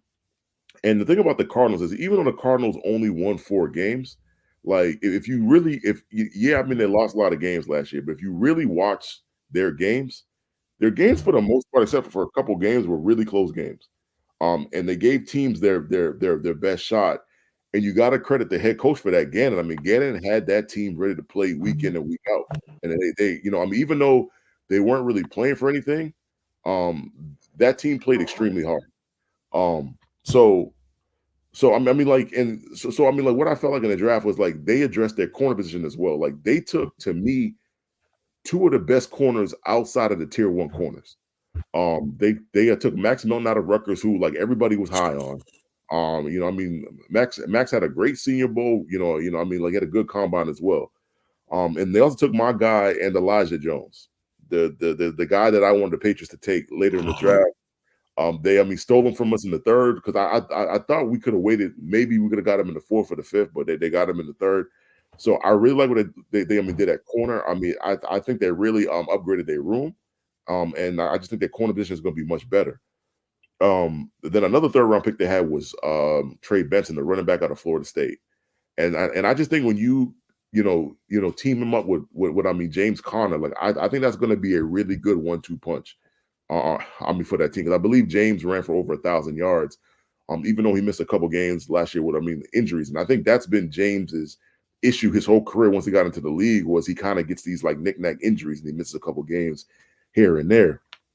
So, and I think with the addition of Trey Benson, like it gives that room also like I don't want to say like an extreme upgrade, but it's definitely like an it's definitely going to help them out. And then I think Trey I think Trey has the capability to.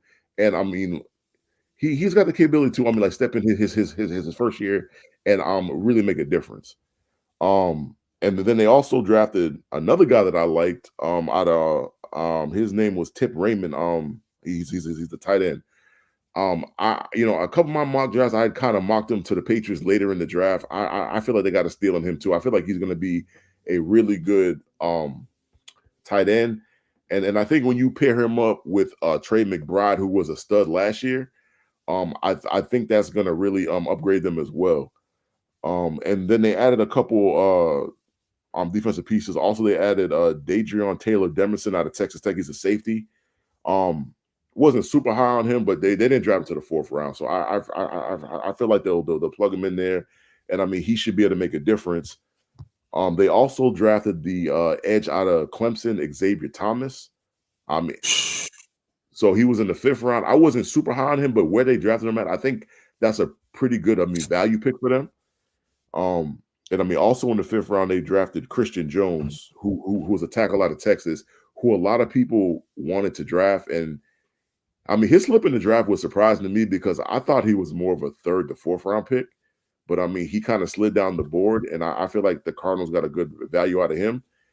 He's not going to have to start because they drafted Paris Johnson Jr. last year, who's going to be the left tackle, and they also signed Jonah Williams as their right tackle in a free agency.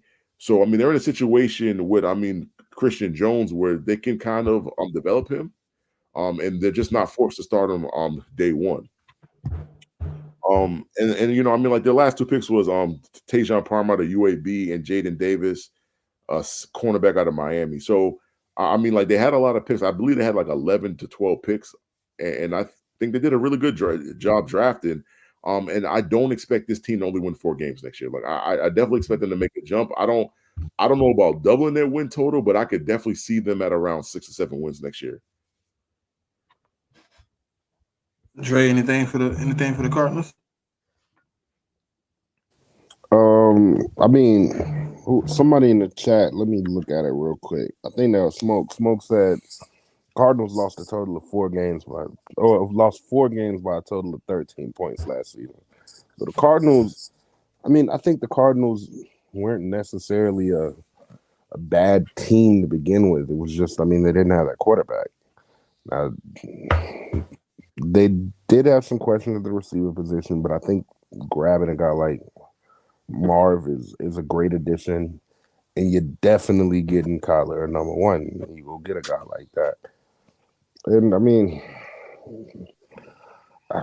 Robinson, I'm not really high on Robinson. I thought he was like, it's not a crazy reach. I thought he would go like middle to back of the second. A lot of people liked his Senior Bowl. I didn't. I wasn't really a fan of what I saw at the Senior Bowl. I think he relies too much on like his power sometimes. And I don't know. We have to see how that kind of works out at the next level.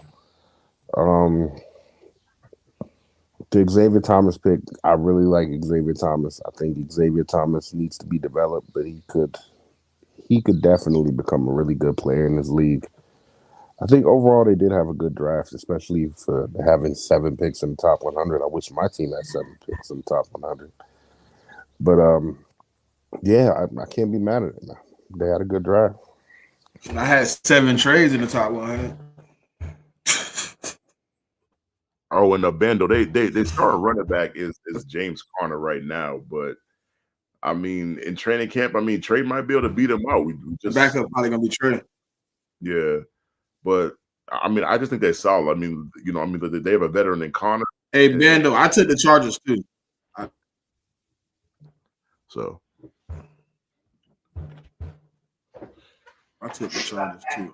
Yeah, I think overall that the Cardinals addressed needs that they had, and it was a solid draft for them. And I think they will be a better team moving forward, especially with Kyler being healthy to start the season. So I like what they did.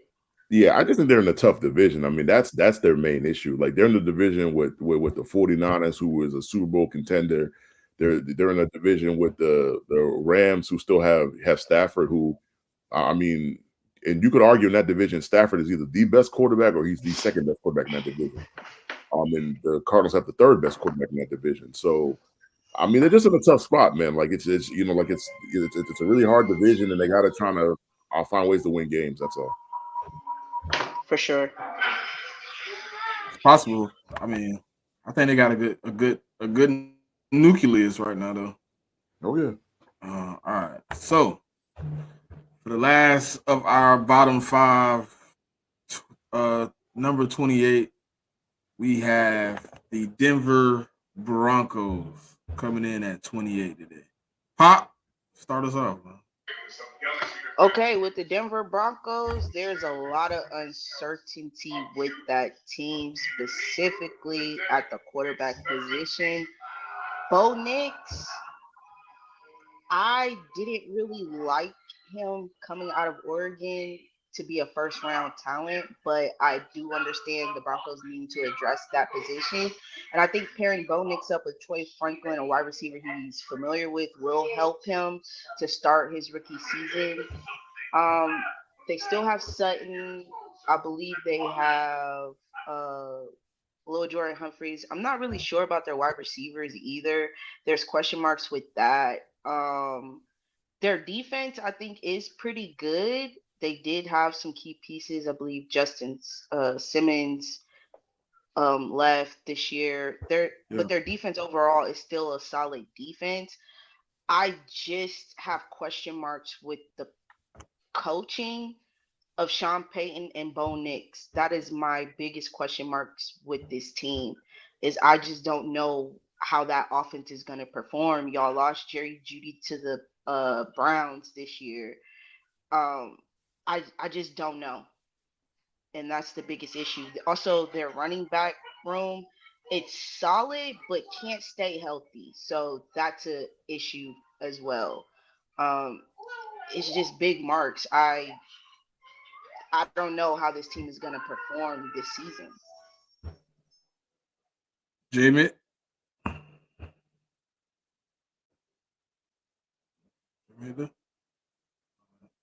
Dre. Yeah. Yeah. I mean, I was making jokes in the pre-draft process about Bo Nix, man, because I'm an SEC guy, and I just seen Bo Nix at Auburn, and he wasn't overwhelming at Auburn, and he went to Oregon, and I just think Oregon has a pretty quarterback-friendly system that they've been running up there for a long time, and I mean, they've had quarterbacks that have been really good. I mean, they in college, I mean, they had Marcus Mariota, I mean, they had Justin Herbert, and they had Bo Nix. So I wasn't high on Bo Nix. I know I get why they drafted Bo Nix where they drafted him at, because for them, they had to cut Russell Wilson. And so that dead cap, they're dealing with that dead cap this year and next year.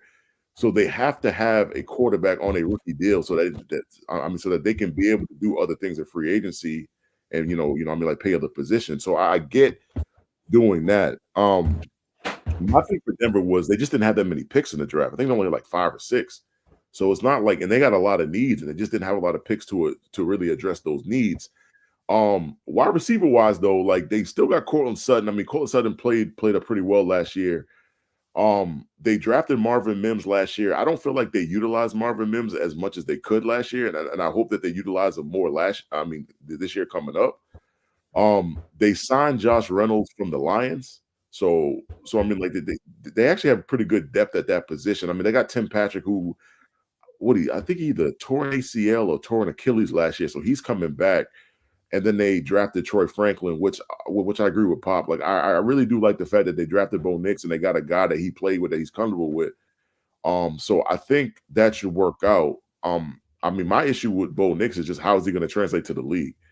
Because I just don't think that he's going to see wide receivers as wide open as he did at Oregon. He's not going to see that. And that's just and you know, I mean, that's kind of my main concern. I did like their picks of Chris Abrams-Drains, who was a corner out of Missouri. Like I feel like he has the potential to be a good corner in the league. And they drafted Audric Estime, the running back out of Notre Dame. And I feel as if he's going to be a really good 1-2 punch with Javonte Williams. Who, I mean, Javonte is good for the most part. He just kind of, you know, I mean, kind of gets nicked up and kind of misses a couple games every year. I just think for the Broncos, it would have been helpful if they had more picks. It also would have been helpful if they would have drafted a tackle. I never loved Bowles when they drafted him. I just thought they drafted him in the Friday. I never thought he was a first-round talent. So I was never high on Garrett Bowles. And then they also signed Mike McGlinchey from the 49ers. And if you ever talk to a 49ers fans, the way they talk about that guy is like he's not good at all. Like he has no use on the field. So I would have liked for them to draft a tackle to kind of try to address that position, but they didn't. So just got to kind of see how that goes.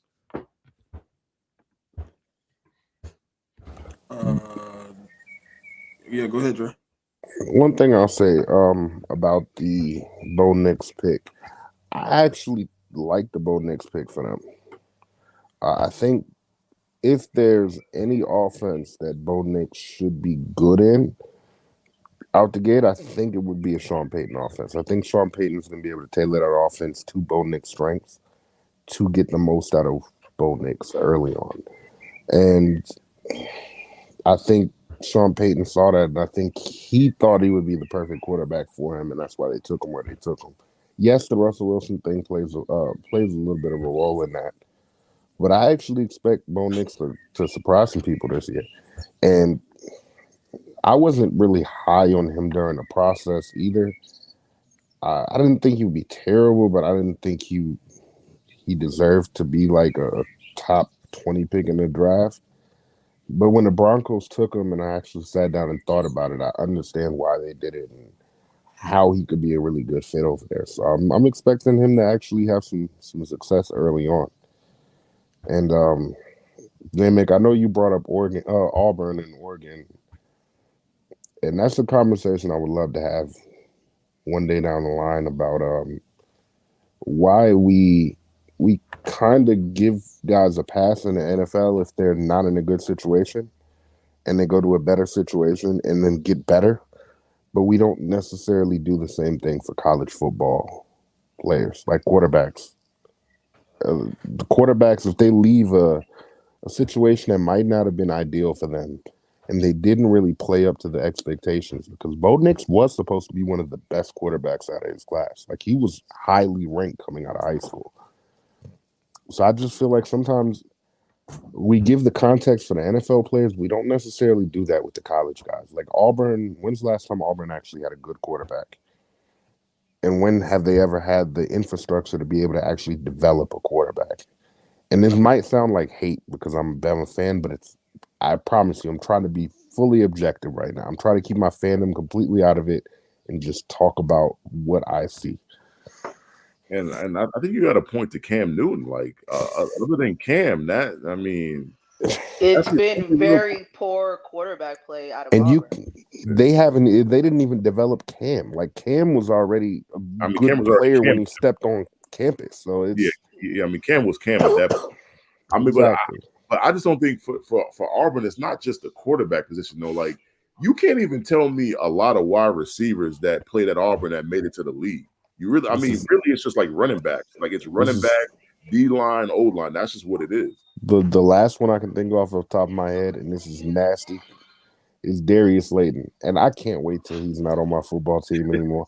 That man is asking for an extension. I don't know if he knows who he really is, because the fact he's holding out after signing the deal last year is disgusting. But yeah, now they just don't have the development there. I mean, there's other players you could point to. This is a different conversation though, so I don't want to get too deep into it right now. But I think we should table that and maybe speak about that on a future podcast because it's a good conversation to have. Yeah, it is. Um, I mean, I get that, but see, I mean, like my thing is like when I look at the quarterbacks that went to Oregon, so you got Justin Herbert, who's a complete stud in the league. So okay, cool. And then you got Marcus Mariota, who was drafted number 2 overall, and Mm-hmm. and I mean, you just got to say when he got drafted and what he's done in the league, it's a disappointment. Like he didn't live up to his where he got drafted. It is what it is. And so then you got Bo Nix coming right behind those two guys. And it's just like we're just gonna have to see about Bo and how we translate to the league. But there's a different coaching staff in place now at Oregon too. Like Dan Lanning wasn't the head coach at that time. Yeah, but I also believe that the Oregon coaches, I mean, like as far as the offensive, scheme has been and like what it's been. I mean, the offense at Oregon has always been pretty effective, though. That's the thing. Like it's never been. I mean, I can speak on the last 10 years. I just remember a time when Oregon was like below average. Like that's all I'm trying to say. No, you're right, but I look at it a little bit differently because, like, yes, history matters, but if we go based off of history, LSU was known for what? Defense. Yeah, defense. You can't make the claim that LSU is known for defense right now. Well, that's because I mean Brian Kelly is more of like he's more on like the offensive side of the ball to me. But Like, that's my point. You bring in a different coach. Dan Lanning isn't an offensive coach. He's a I mean, defensive minded coach. yeah, he's a defensive coach, but I mean he's got offensive guys that's running that system. That That's he brought in though. It's not yeah. the guys that were there with Mariota and Justin Herbert. So it's like if the wide receiver coach, I don't know why his name is slipping my mind right now, but he's the best in the nation. The wide receiver coach leaves Ohio State. I'm not expecting Ohio State to put out the same quality of receivers that they've been putting out for the last couple of years. Oh, when you're talking about in a Brian Hartline, that's what you're talking about. Hartline, exactly. Hartline. If Hartline leaves Ohio State, I'm expecting the quality of receivers they put in the league to change. Maybe not year one, but after year 3, year 4, I'm not expecting those guys to be as good as the Heartline guys. Why? Because you don't have that coach developing those guys like you used to. Yeah, but There's a change in philosophy. Yeah, but historically, Ohio State gets wide receivers. I mean, throughout their history, they've always had good wide receivers, though. I mean, that was a different story where like the caliber of wide receivers is a lot higher than it was. But I mean, I'll just touch on that real quick. Like Brian Hartline, I don't think they're gonna let him leave. I mean, that school, bro. I'm not that high on that coach to begin with, and I think if that team's gonna do what they're supposed to do, I think they'll fire the coach, and I'm pretty sure that they'll make Brian Hartline. I mean, like the coach. I wouldn't be surprised. That could happen. I think he has 2 more years though, because they just hired a new AD, and new ADs usually wait before they start making big decisions like that. They got one of the elite teams in college football. If he don't win with this team, I don't think he survives. That's just my opinion. Yeah, I mean, I see where you're coming from. I don't think he can lose a lot this year. I don't know if he has to win it all, but he can't lose a lot this year. I mean, they got to make it to the college football playoff at the very least. If they don't make the college football playoff, he's gone. And I'll go as far to say if he don't make the championship game, I don't think he stays. They're gonna keep him. And I mean, Michigan, he had better beat Michigan this year. That's all I'm gonna say. You better beat that team because he hasn't beat Michigan in what? 3 years, 3 straight. Yeah, I mean, he's kind of on the hot seat, man. For sure. I don't know. I just don't think it would be after year 1. But I mean, unless something crazy happens, they make the playoffs this year. I think he gets another year. But if he doesn't get over the hump, then I think they fire him. But I could be wrong. I think Ohio State has a better chance at least making a playoff run this year, specifically with the changes to the college football playoffs. I think that helps their case. But we'll see what's gonna happen with them. Yeah, man. So I didn't give my little take on it, but college football, boy, I can't wait. Florida State, boy, y'all better be on business. I don't know, I don't know about nothing else but the nose, man. But the Broncos, I think the quarterback position is a very big what is going to happen situation. They have a situation where right now, like obviously Bo Nix for me, looking at the Auburn tape is like hard to get over and just move on to the Oregon tape. But every situation is different. So I'm hoping that he comes into this situation with Sean Payton and it works out. But he don't got a wide receiver core like we was talking about him having last year. Like it's not the same guys in that room. Like Sutton is probably your best guy, and then you can fiddle through a few other situations, but you got to figure it out. And then I don't really like anything else on in the situation. I think tight end is a little lackluster for them. I think running back is probably the brightest spot on the offense right now with Williams. Um, then the defense, like outside of Patrick Surtain in that secondary, I'm a little scared. Like you lost Justin Simmons, who was probably your best safety in the safety room. Your cornerback too was already not really well, so you have to address that with the cornerbacks you brought in. Um, so I think they're gonna have some woes this year, man. And honest to God, truth, like if y'all want me to be real, it's a possibility the Broncos still somewhere in this five at the bottom of the season for me. I don't think they're gonna get good quarterback play out of either one of the quarterbacks in their roster. And I think they're gonna be back addressing that situation next year. Especially in the division that they're in. In the conference that they're in, I just don't see how the Broncos will elevate outside of a potential top 10 pick next year. Yeah, I mean, like that division is kind of jam packed. I mean, you got obviously you got the Chiefs, they're back to back champions. You got the Raiders, who were actually pretty good last year. The Raiders weren't able to add a quarterback, so they kind of got to stick with what they have. But they still had a good draft as well. I mean, even though we didn't mention them as some of the top teams that we thought had a really good draft. And then you got the Chargers, man. The Chargers got Justin Herbert, man. If Harbaugh can get that team straight, like they'll be back in the mix for that division. Maybe not this year, but next year. But I don't expect the Chargers to only have 5 wins again this year. I expect them to have more than that. So I mean, Denver might be sticking in that basement area. I mean, for the foreseeable future. I don't trust Sean Payton, bro. Like everybody loves Sean, but outside of Drew Brees, he ain't had much success in developing a quarterback. And pretty much he didn't develop him. He just made sure Drew Brees was healthy. It gave him a nice offense to run. I mean, Yeah, he he was created an already pretty offense much a that decent quarterback coming in. yeah, he created an offense that Drew can prosper in, and we see what Drew was able to do with Sean Payton in New Orleans. Like, I look, honest to God, true. I think we're gonna come back to this. We're gonna clip it. We're gonna come back to that. 28. I think the Broncos still be somewhere in this bunch. Yeah, I could I definitely see that. really feel like that. I think they should have been low on the list, but I think with having some of the pieces they do have on the team, you look a little better than other teams. You know what I'm saying? Obviously, and then they did have a decent outing last year, so they wasn't a horribly bad team with subpar Russell Wilson quarterback play. But when you bring Bo Nix in, I mean, I just don't know if he gets better. Now, if he comes in and somehow he's successful, then we could all be wrong. But yeah, that's a different conversation. And I want, like, I would love to see Bo Nix prosper in the league. I would like that for him. I just need to see it. Right now at this point, I can't say that he will or he Look, I need him. I need Bo Nix for 6 when he play the Chiefs, man. Bo won't. Nix for 6. yeah, man. Mhm.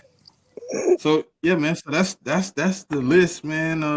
I put it out on Twitter, man. Give me your comments. We getting a few comments at the moment. Hey, people anticipating the rest. So listen, the rest of the list, we're gonna vote every week. It's a voting process, man. It's not like we just throwing your team up here. Not like we bias and we like, oh well, we don't like this team. We got a voting process, man. We got a number system.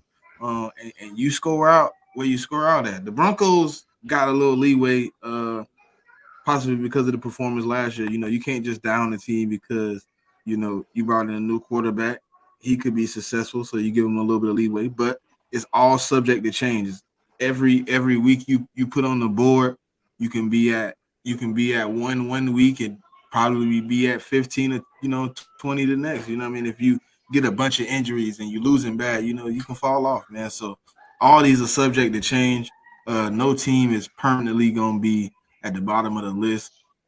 Even the teams at the bottom of the list, as we all said, we hope they do perform better. You know what I mean? It makes the league look better.